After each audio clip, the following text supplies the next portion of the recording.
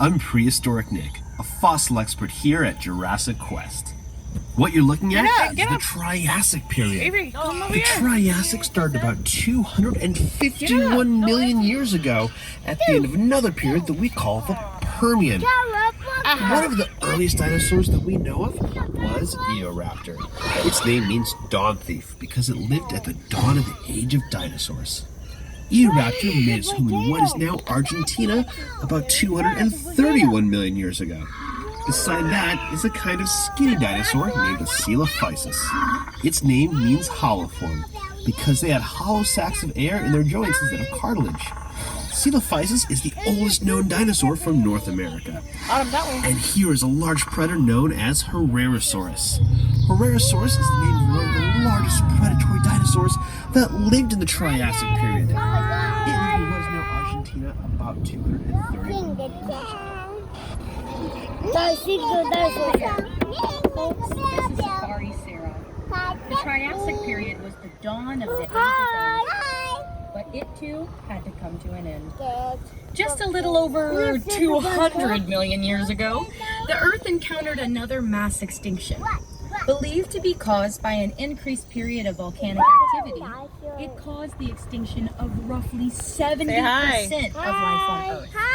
This wiped out a lot of bigger animals at the time. Without big competitors, dinosaurs were and in the Jurassic period, they quickly became the creatures we think of when we hear the word dinosaur. Caleb here. What?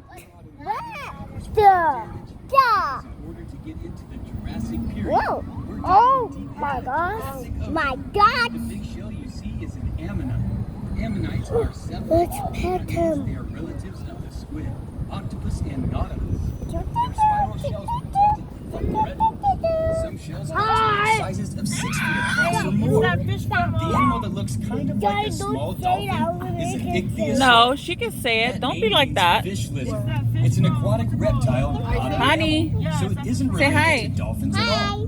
We can't forget about the small, long-necked animals swimming with them. That's an plesiosaur. Another important Oh, that's a baby. That's mommy. Not a plesiosaur. That's what it said. Here is the magic Whoa. Pterodon was a member of the pliosaur family, which is a kind of short animals you see here, not dinosaurs.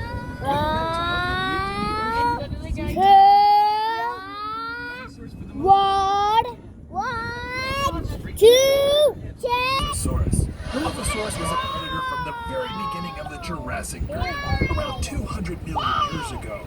Now a lot of people have ideas of Dilophosaurus spitting poison or venom or acid, and a lot of toys show them with a big flower around. Avery, Autumn, Autumn.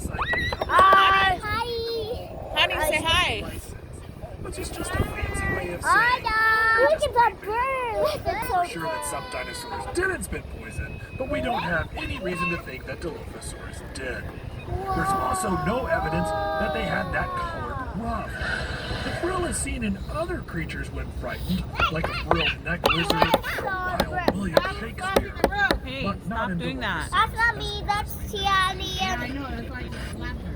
Who can name the dinosaur here covered in plates? If you said Stegosaurus, you're right. Stegosaurus is a Jurassic plant eater whose back, neck, and tail were covered in bony plates. Stegosaurus had a special weapon. Along its tail, it had spikes called a thagomizer that would use to defend itself from predators. And the predator it had First one said the dinosaur, now it's Jurassic Quest. Allosaurus was one of the larger predators around in the late Jurassic. Allosaurus had long arms for a theropod with big hooked claws. These could help it grip onto its prey while it used its serrated teeth as its primary weapon. We know it used its arms because scientists have found signs of microscopic stress fractures on the bones of their forearms. This happens in bones when a person or an animal is using force to move heavy weight with their bodies. They might have used their arms to keep prey from getting away, or possibly to hold onto a stegosaurus's tail to avoid getting hit. The little guys in the scene are called guanlong. They're an early member of the Coelosaur family that lived in what is now China. The Coelosaur family was made up of mostly small predators, but as time went by, some Coelosaurs eventually became a bit bigger, specifically Tyrannosaurus rex. The big, long-necked dinosaur in this scene is a Apatosaurus. Apatosaurus, or these long-necked giants didn't waste time special trek to digest their food. So, honey, look at the camera. Sometimes Look at the camera, Tiani. Say hi. and swallow small stones. Tiani. Help them grind up their food once it wasn't. Those rocks are called gastroliths, or stomach rocks in Latin. These gastroliths are super important because they help. Here again. After the end of the Jurassic, we find ourselves in the early Cretaceous period. The Cretaceous was the longest of the three periods of the Mesozoic. The Cretaceous period saw all kinds of strange new life forms, including weird new plants that we call flowers. We're starting off in what is now England during the early Cretaceous, roughly 120 million years ago. The duck-billed dinosaur you see is what we call an iguanodon, and it's one of the first dinosaurs to be discovered and named. Some of you might have already guessed that iguanodon means iguana tooth. When iguanodon was discovered in England, no one had ever even heard of dinosaurs yet. So when it came time to name this bizarre new animal, the only similarities anyone could think of were that its teeth kind of looked like the teeth of an iguana, only bigger.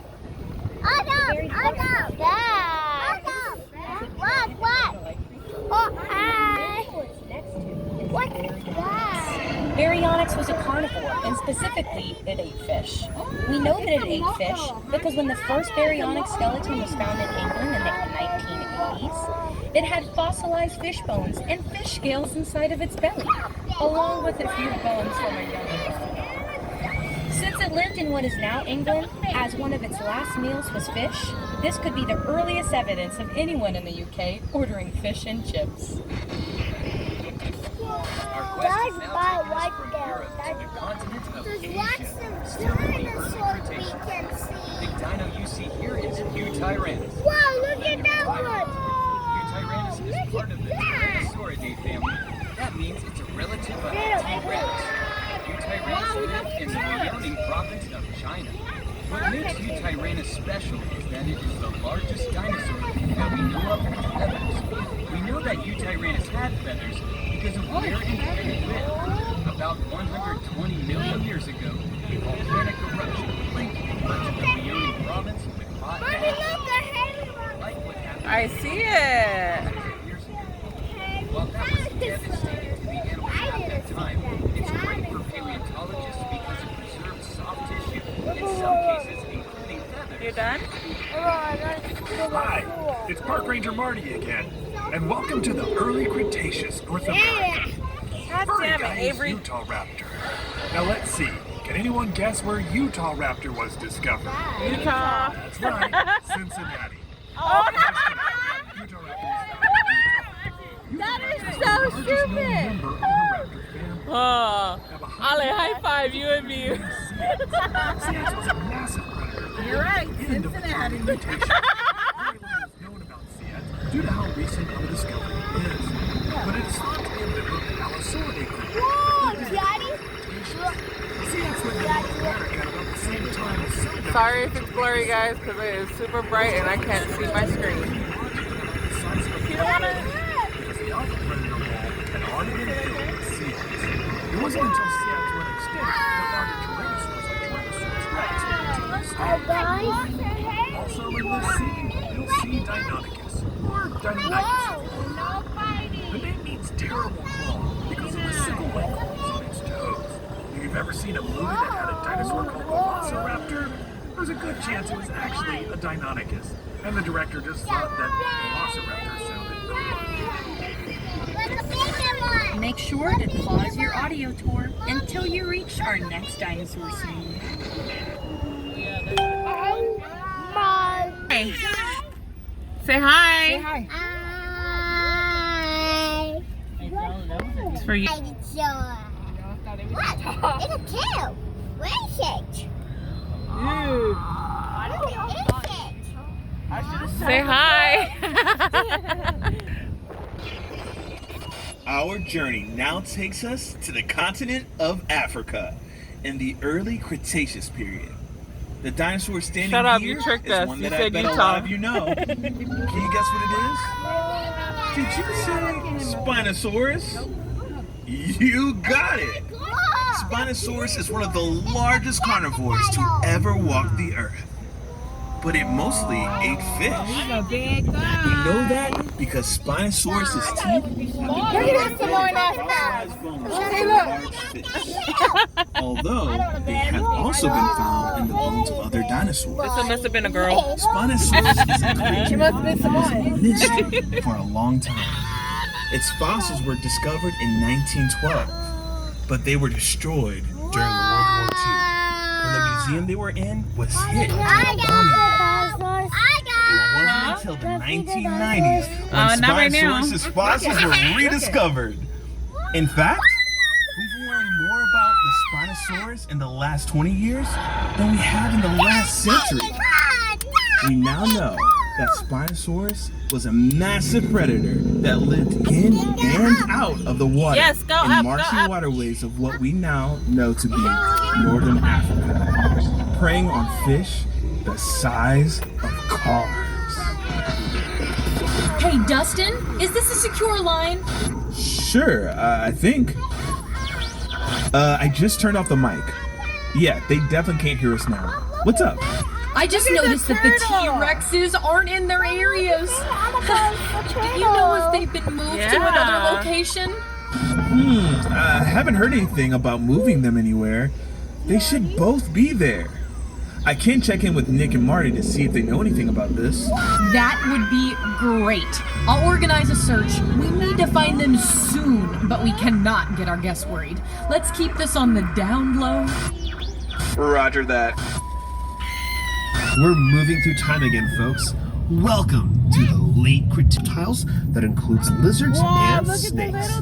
They had 4 tongues for tasting scents in the water. They even had a row of teeth in the back of their mouths for holding onto prey in the water. And that scary fish that you see that looks like a cross between a piranha and a tuna is... Well, I guess I learn new things every day. This is serious, Marty. I need to call the security team right now to get those T-Rexes back before the tour gets to them. Or they get to the tour. I'm sorry, Dustin. I didn't mean to cause any trouble. You never do, Marty. You never do. Tricera, stop the audio tour until you reach the next scene. Welcome back to Asia in late Cretaceous period. Here we have 3 kinds of dinosaurs from Mongolia, starting with Velociraptor. Despite what you may have seen in movies, Velociraptor is not 6 feet tall, but actually about 3 feet tall, 6 feet long, and about 20 to 30 pounds. Just think of an extra scary turkey. We also know that at least one Velociraptor attacked a Protoceratops, the next dinosaur in this scene. This is thanks to the fossil of a Velociraptor and Protoceratops found, who died still locked in combat. The Protoceratops broke the Velociraptor's arm with its powerful beak, moments before they were both buried in sand by a landslide. Wow. The other dinosaur in the scene, Oviraptor, has an unfortunate name, meaning egg thief. When this dinosaur was discovered, it was found over a nest of eggs thought to belong to Protoceratops. After later research, scientists realized it was sitting on a nest of its own eggs. But the name stuck and is still debated if Oviraptor actually ate eggs. Here at Jurassic Quest, ours take theirs sunny side up every morning for breakfast. Yet another dinosaur from Mongolia is the large Therizinosaurus you see here, with the long claws. The claws on its hands could grow up to 3 feet long, making them the longest claws in the animal kingdom. Most of what we know about Therizinosaurus comes from animals closely related to it. The only fossils we have of this animal are its shoulders, arms, and hands. It is believed to be an herbivore, but we are still looking for more fossils to know for sure. The dinosaur next to it is a Lorotitan, lived in what is now eastern Russia. It's in a special group of duck-billed dinosaurs called Lambeosaurs, which are famous for the elaborate crests on their heads. These crests would have certainly served as display structures, but may also have been used in some Lambeosaurs as resonating chambers, to make sounds used to communicate effectively through the herd. Speaking of communication, I've been directed to ask you all to keep an eye out for any free-roaming dinosaurs that may or may not be wandering around the park. Hi, Park Ranger Marty here. Hope you're not mad at me about accidentally releasing the T-Rexes. Anyway, in this scene you see Shianchusaurus. Shianchusaurus is a tyrannosaur from China and is closely related to Alioramus from Mongolia. Both have awfully long, narrow noses from the Tyrannosaur family. We're not sure what those noses may have been used for. Maybe to cut making them faster or accurate fishing. There's 2 dinosaurs! If you see one of them, Oh my god! We don't want to go. scientists believe this Oh no! dinosaur is just solid Pinocchio Rex. Now we travel to Argentina. Giganotosaurus is one of the largest living dinosaurs. Though it may look a lot like T-Rex, it's actually a much different animal. Unlike a T-Rex, it has 3 claws.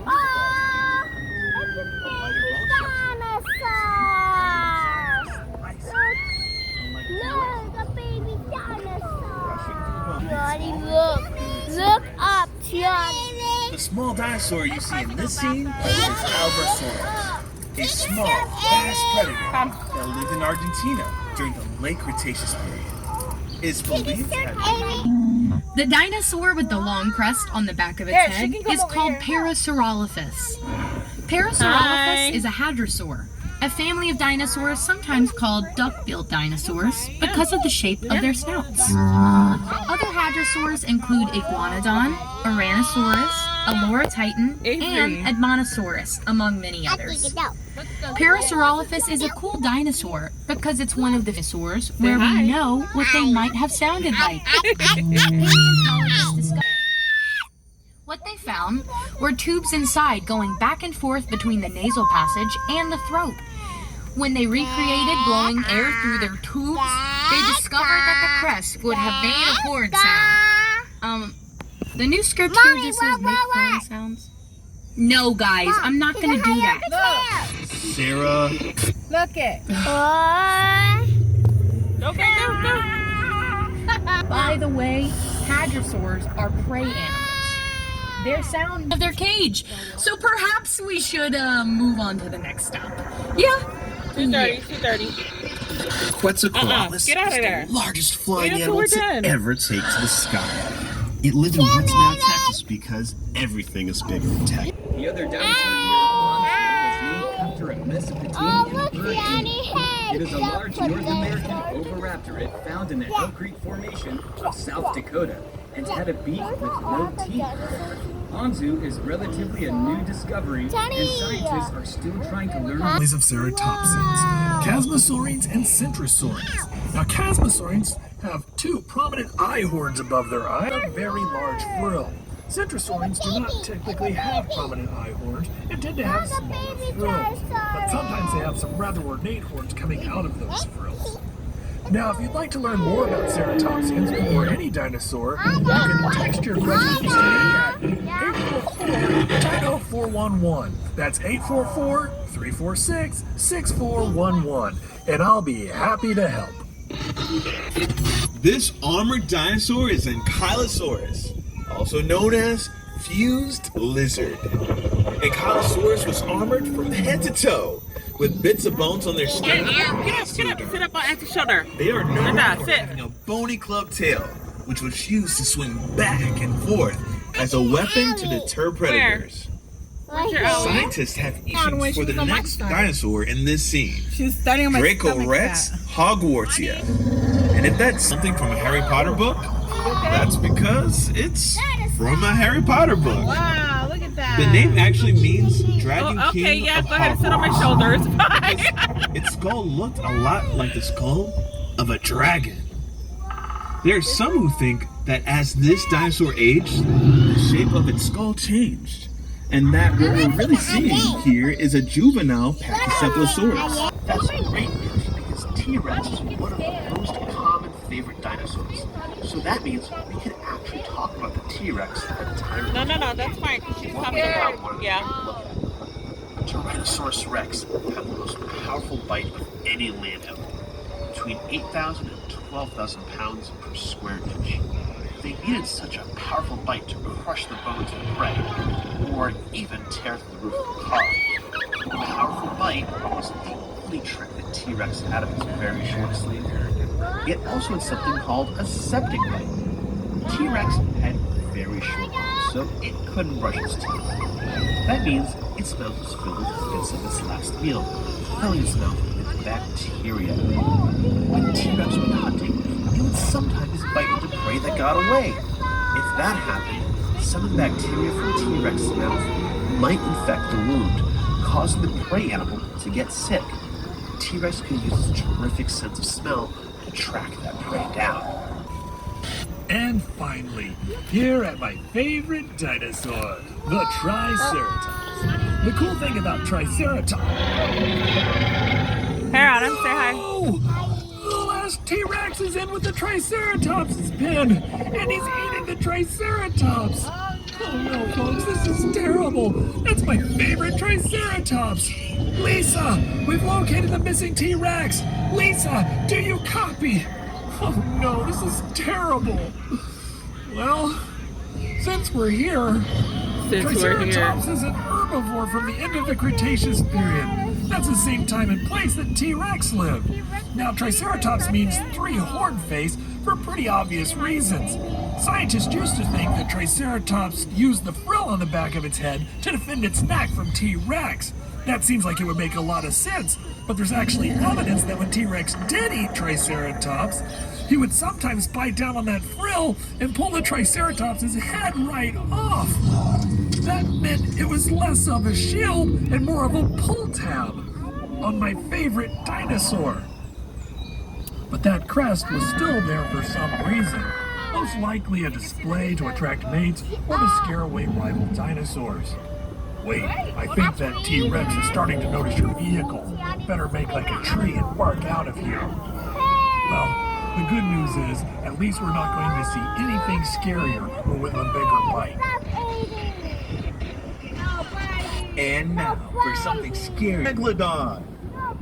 Megalodon is the largest shark to ever swim the sea. It is believed to reach up to 60 feet in length and have rows of hundreds of teeth. These teeth would sometimes fall out and be replaced with new teeth, similar to sharks today. Megalodon teeth have been found on every continent, including Antarctica. Don't go closer. For centuries, these teeth were thought to be the petrified tongues of dragons and sea serpents.